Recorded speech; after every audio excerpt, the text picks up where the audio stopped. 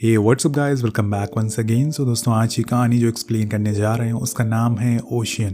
तो कहानी की शुरुआत में हम ओशियन के बीचों बीच में एक लाइफ बोट को देखते हैं जिसके ऊपर कुछ लोग मौजूद हैं। उनके चेहरे से साफ साफ पता चल रहा है कि उन्होंने कई दिनों से ना तो खाया है और ना ही कुछ पिया है, लेकिन इससे ज़्यादा उन्हें किसी और चीज़ का डर है। पर आखिर वो क्या चीज़ है, इसके लिए हम चलते हैं फ्लैशबैक में। समय चल रहा है 1982 का, जगह है मैरीलैंड। जॉन नाम का आदमी, जिसकी एक सेलिंग बोट है, वो अपनी गर्लफ्रेंड मैक के साथ सेलिंग करने आया है। पर उसी दौरान उसके पास ब्रैड नाम का आदमी आता है जो उनसे कहता है कि क्या मैं भी आप लोगों के साथ चल सकता हूँ सेलिंग करने, क्योंकि मेरा हमेशा से एक सपना रहा है। तो हम आपको बता दें कि सेलिंग एक तरह का स्पोर्ट होता है जिसमें छोटी छोटी याच होती हैं जिनकी आपस में रेस होती है, और उसी रेस की प्रैक्टिस के लिए आज ये लोग जा रहे हैं। वेल, अब मैक जॉन को कन्विंस कर लेती है उसे ले जाने के लिए, तो वो उसे अपने साथ रख लेता है, जिसके बाद वो तीनों निकल जाते हैं। उसी रात हम दो और लोगों को भी देखते हैं जो पहले से ही बोट पर मौजूद थे, जिनके नाम थे मार्क और डेबिलिना। सब लोग खाना खा ही रहे होते हैं कि मार्क कहता है कि आते टाइम हम लोग बोट को स्पॉटलैंड पोर्ट से होकर ले जाएंगे, वहाँ मेरी गर्लफ्रेंड है, मैं उसे भी साथ लाना चाहता हूँ। लेकिन जॉन मना कर देता है क्योंकि उस साइड सोमालियन जहाज होते हैं जो इन्हें पकड़ भी सकते हैं, और साथ में इन्हें वहाँ बड़ी बड़ी लहरों का सामना भी करना पड़ सकता है, इसलिए वो वहां नहीं जाएगा। अब इस बात से उन दोनों में लड़ाई भी हो जाती है, पर डेबिलिना हंसने लगती है क्योंकि ब्रैड एक भी सेकंड अपनी गर्लफ्रेंड के बिना नहीं रह पाता। उसके जाने के बाद जॉन ब्रैड से कहता है कि हमें ब्रैड को संभालना होगा, वो बहुत ही गुस्सेल किस्म का आदमी है, उसकी वजह से मैं अपनी ये पूरी ट्रिप खराब नहीं कर सकता हूँ। अब इसके बाद ब्रैड याच के ऊपर वाले हिस्से में चला जाता है और वहीं कुछ देर तक खड़ा रहता है, लेकिन कुछ समय बाद उसे तेज हवाएं महसूस होती है। तब उसकी नजर याच के ऊपर लगे विंड मीटर पर पड़ती है जो तेजी से मूव कर रहा था, जिसे वो समझ जाता है कि जरूर कोई बड़ा तूफान आने वाला है। वहीं दूसरी तरफ हम उस कोस्ट गार्ड को देखते हैं जिन्हें अब खबर मिलना शुरू हो गई थी कि उनकी तरफ एक बड़ा तूफान आने वाला है, लेकिन अभी तक जॉन और उसकी टीम को इस बारे में पता नहीं चल पाया था। अब अंधेरा हो जाता है और अब धीरे धीरे बारिश ने अपनी रफ्तार में तेजी भी कर ली है। जॉन नीचे आके मार्क से होश में रहने को कहता है ताकि अगर कोई वार्निंग रेडियो पर आए तो वो उसे बता सके, लेकिन वो इतने नशे में होता है कि उसे बातें समझ ही नहीं आती, जिस वजह से जॉन ऊपर चला जाता है जहां भी उसकी टीम के और लोग जैसे तैसे करके याच को संभालने में लगे हुए थे, क्योंकि तूफान की हवा से वो बहुत ही तेज से हिले जा रही थी। दूसरी ओर कोस्ट गार्ड अब उस एरिया में जो भी बोट या शिप मौजूद थी उन्हें वार्निंग देना शुरू कर देते हैं, लेकिन जब इनकी रेडियो में ये वार्निंग आती है तो मार्क सो रहा था, जिस वजह से वो सुन नहीं पाता। ऊपर से सब लोग चिल्ला रहे थे, उन्हें समझ नहीं आ रहा था कि अब वो क्या करें। उन्हें इस बात का सबसे ज्यादा डर लगा हुआ था कि कहीं ये बोट पलट ना जाए। इसी दौरान एक तेज का झटका आता है जिसे कोई बड़ी सी चीज बोट से टकराती है। इस झटके की वजह से बोट के नीचे सारी चीजें टूटने लगती है, जिसके शोर से मार्क उठ जाता है और वो कोस्ट गार्ड की वार्निंग को सुन लेता है। फिर वो फौरन ऊपर जाकर इस बारे में जॉन को बताता है, जो नीचे आकर सबसे पहले रेडियो पे खुद के लोगों के लिए मदद मांगता है। उसके पीछे पीछे मैक भी नीचे आती है, लेकिन तभी उसके पैर में ओवन का गेट से एक कट लग जाता है और वो बुरी तरह से जख्मी हो जाती है। और ये देखकर जॉन फौरन रेडियो मार्क को देता है और उसकी पट्टी करता है। इसी बीच कोस्ट गार्ड का हेड आता है जिसने जॉन को जानता था। उसकी आवाज सुन के वो फौरन रेडियो को ले लेता है और उसे अपनी लोकेशन और सिचुएशन बताने को कहता है। वो जॉन को बताता है कि अभी तुम्हें कम से कम 3 घंटे वेट करना होगा और इसके बाद वहां से थोड़े कॉमर्शियल शिप गुजरेंगे, जिसके बाद ही कुछ हो सकता है। पर जॉन कहता है कि इतनी देर हम सरवाइव नहीं कर सकते। तो गार्ड कहता है कि ठीक है, रुको, मैं कुछ करता हूँ। इसके बाद वो फिर से डेक पर जाता है और बोट को संभालने की कोशिश करता है, लेकिन तभी एक विशाल लहर आती है जिसके सामने उसकी बोट कुछ नहीं थी और कुछ ही देर में इनकी बोट उसमें समा जाती है। अगले पल हम देखते हैं कि जॉन की पूरी टीम पानी में होती है और उसकी बोट डूब चुकी थी। सब लोग पानी में अपनी जान बचाने के लिए एक दूसरे को हौसला दे रहे थे और तभी उस याच में रखी बोट उनकी तरफ आने लगती है, जिसे देख के सब उसकी तरफ भागते हैं और जाकर उसे पकड़ लेते हैं।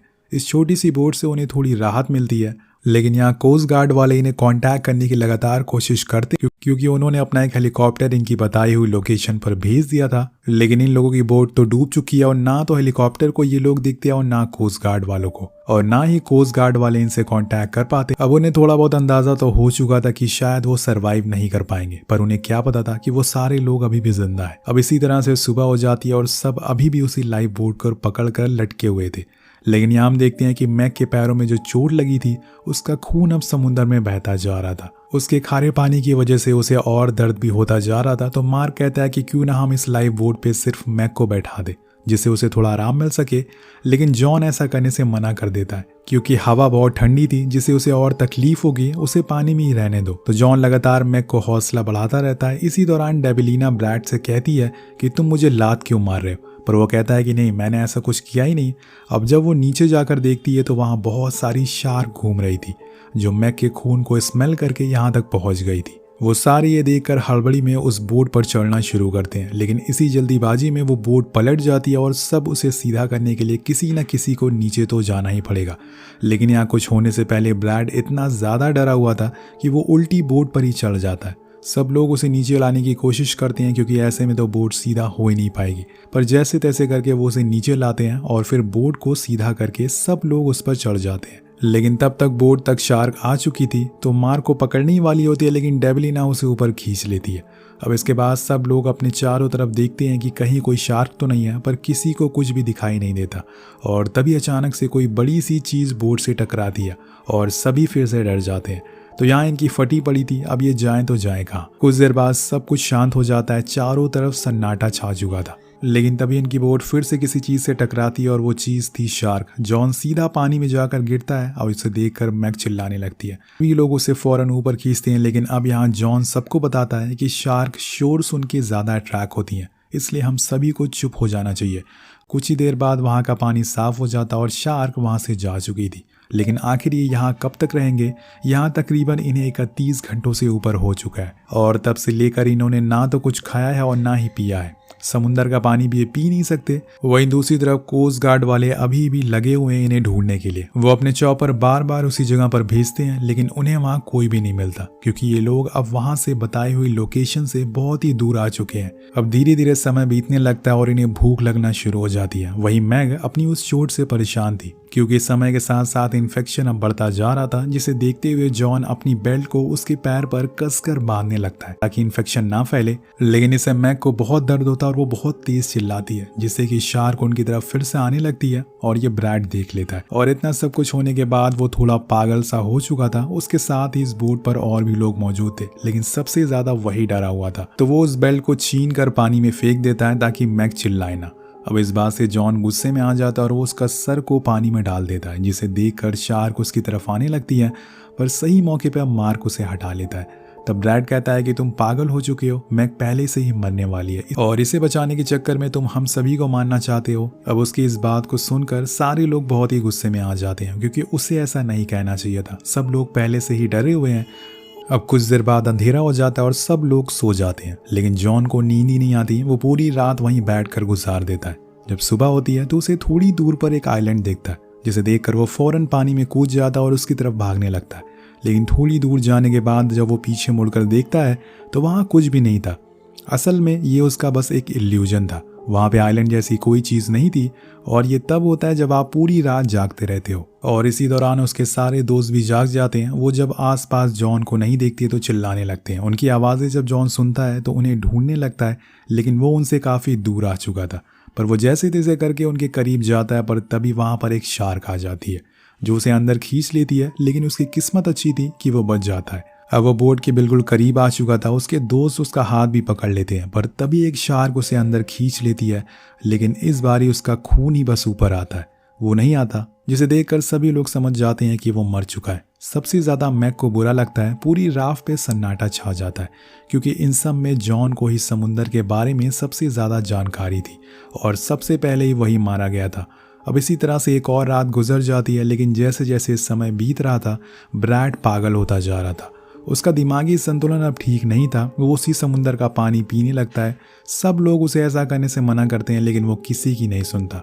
पर आखिर में मार्क उसे शांत करके बोट पर बैठा देता है। अब उस रात तो अपने आप बिना किसी वजह से वो चिल्लाने लगता है, लेकिन इसमें उसकी भी कोई गलती नहीं, क्योंकि जब आप ऐसी सिचुएशन में फंस जाए तो किसी का भी आसानी से दिमागी संतुलन खो सकता है। अब यहाँ ये भूख से भी परेशान थे, तो इन्हें कम से कम समुद्र की मछलियां पकड़कर खा लेनी चाहिए, लेकिन इन्हें मछलियां पकड़ना भी नहीं आता। ये लोग बस खुद को और पैनिक कर रहे थे। वेल अब एक दिन ये सभी लोग ऐसे ही बैठे होते हैं किसी उम्मीद के भरोसे तभी ब्रैड अचानक से बोट पर खड़ा हो जाता और तेज तेज उछलने लगता और साथ में शोर भी मचाने लगता ताकि वो शार्क उनकी तरफ आ जाए और उन्हें इस मुसीबत से आज़ादी मिल जाए। ये देखकर मैग रोने लगती है क्योंकि उसे ऐसे नहीं मरना था। अब सभी लोग उसे शांत कराते हैं पर वो चुप होने का नाम नहीं ले रहा था और शोर को सुन के 1-2 शार्क उनके पास आ चुकी थी, लेकिन आखिर वक्त पे एक बार फिर मार्क उसे शांत करा देता है।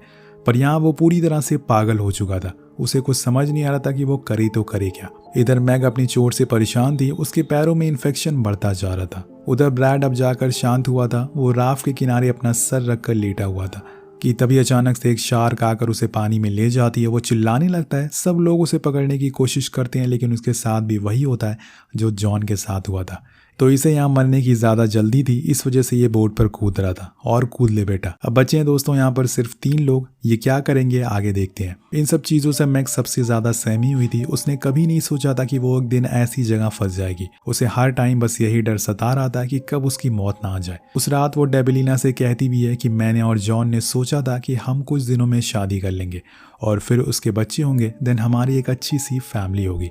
लेकिन एक ही झटके में सब कुछ खत्म हो गया। मुझे तो ये भी नहीं पता कि मैं कब तक जिंदा रहूंगी। मार्क उसे सहारा देते हुए कहता है कि घबराओ मत, सब कुछ ठीक हो जाएगा। अब ऐसे ही करते करते वो रात भी गुजर जाती है, लेकिन अगली सुबह हम देखते हैं कि मैग भी अब जा चुकी है। उसने अपना दम तोड़ दिया। ये देखकर डेबिलिना और मार्क दोनों बहुत ही उदास हो जाते हैं, लेकिन उन्हें भी पता था कि मैग के दिन अब काफी करीब है। उसकी पूरी बॉडी में वो इन्फेक्शन फैल चुका था जिससे वो पूरी सफेद हो गई थी। वो दोनों उसे अपने साथ रखते तो उसकी बॉडी स्मेल करने लगती, इसलिए वो डिसाइड करते हैं कि वो उसे समुद्र में बहा देंगे। वेल वो करते भी ऐसा ही है और उसके लिए प्रे करता है और उसे पानी में छोड़ देता है, जिसके कुछ देर बाद एक शार्क आकर उसे पानी के अंदर ले जाती है और खा जाती है। वेल अब बचे हैं यहाँ पर सिर्फ 2 लोग और क्या पता ये भी ज्यादा दिन के मेहमान ना हो। वहीं कोस्ट गार्ड वालों को मैसेज मिलता है कि उन्होंने जॉन की बताई हुई लोकेशन को अच्छे से चेक कर लिया है, पर वहाँ उन्हें कुछ नहीं मिला है, ना ही उनकी बोट मिली और ना ही उनकी लाशें। इसलिए उनके परिवार वालों को खबर कर दो। जिसके बाद वहाँ का हेड उन 5 के घर पर कॉल करके उन्हें बारे में बता देता है, लेकिन उन्हें इस बात का जरा अंदाजा नहीं था कि अभी भी 2 लोग जिंदा हैं। वहीं डेबिलिना मार्क से कहती है कि हमें बोट को पलटना पड़ेगा क्योंकि इसमें खून जमा हो चुका है, जिसकी स्मेल से शार्क दोबारा आ सकती है। लेकिन मार्क के पास अब इतनी ताकत नहीं थी कि वो उठ सके, तो वो उसे हौसला देती है और कहती है कि अगर तुम जिंदा रहना चाहते हो तो हमें ये करना ही पड़ेगा।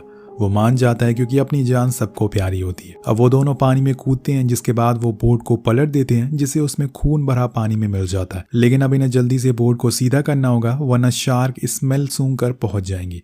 डेबिलिना तो बोट पर चढ़ जाती है, लेकिन मार्क अभी भी पानी में ही रहता है। वो धीरे धीरे नीचे जाने लगता है, लेकिन तभी उसके सामने एक शार्क आते हुए दिखती है, तो वो फौरन ऊपर जाता है और डेबिलिना उसे बोट पर खींच लेती है। तो यहाँ पर किसी तरह से ये दोनों अपनी जान बचा लेते हैं। अब यहाँ हमें पता चलता है कि इन्हें इस समुद्र पर रहते हुए पूरे 131 घंटे से ऊपर हो चुके हैं। चौंकाने वाली बात यह थी कि इतने घंटों में इन्होंने ना तो कुछ खाया था और ना ही पिया था, और इसी भूख प्यास में एक और रात गुजर जाती है। लेकिन अगली सुबह इनके लिए एक उम्मीद, एक नई किरण लेकर आती है।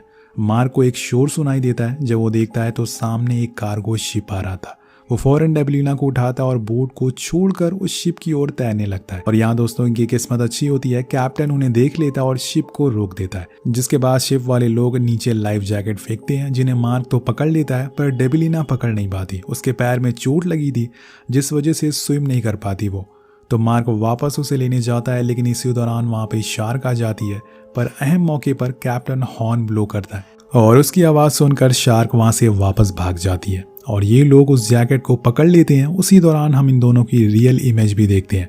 तो यहाँ इन लोग की जान बच गई थी। अब हमें यहाँ बताया जाता है कि ये पूरी कहानी एक सच्ची घटना पर आधारित है। आखिर में हमें कुछ फोटोज़ भी दिखाई जाती है, जिसमें बताया जाता है कि उस दिन के बाद दोनों को 8 दिन हॉस्पिटल में रखा गया। जिसके बाद डेबिलिना ने अपनी सर्वाइवल जर्नी के बेस पर 3 बुक पब्लिश करी और जिसके साथ ये कहानी ही खत्म हो जाती है। तो आपको ये सर्वाइवल दिल थामने वाली कहानी कैसी लगी नीचे कमेंट करके जरूर बताएगा। मिलते हैं आपसे अगली वीडियो में। Thank you so much watching. Peace out.